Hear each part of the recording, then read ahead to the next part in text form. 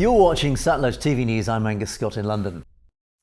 Environment ministers from G20 nations have met today in Chennai in a race against time to reach a last-minute consensus to redress the global climate crisis.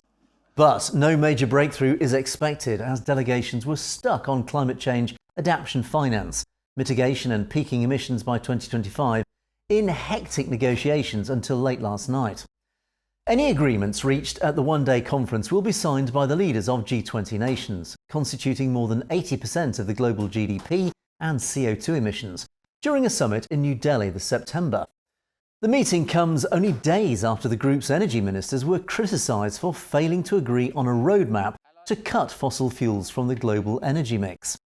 It was seen as a blow to mitigation efforts, even as climate experts blame record global temperatures for triggering floods, storms and heatwaves. Some major oil producers, such as Russia and Saudi Arabia, were blamed for the lack of progress. Stephen Guilbeault, Canada's Environment and Climate Change Minister, warned yesterday time was running out. We live in a fast world that tends to focus on all things new technologies, new ideas, new discoveries. But today, I want to talk about something that does not get enough attention. I want to talk about waste, wasted resources, wasted public subsidies, wasted time.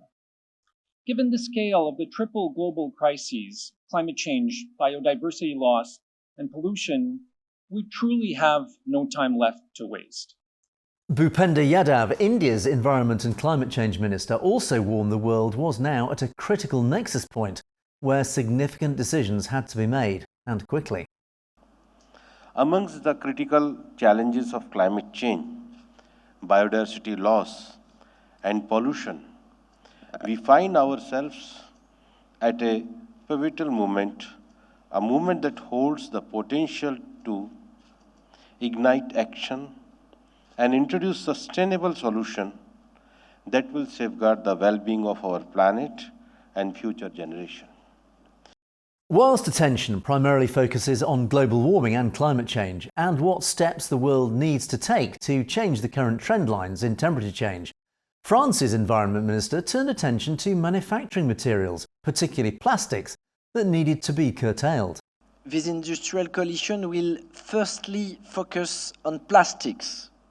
In particular, I think it can provide some inputs for the current international negotiation process towards a global, legally binding instrument by 2024 to end plastic pollution based on a life cycle approach.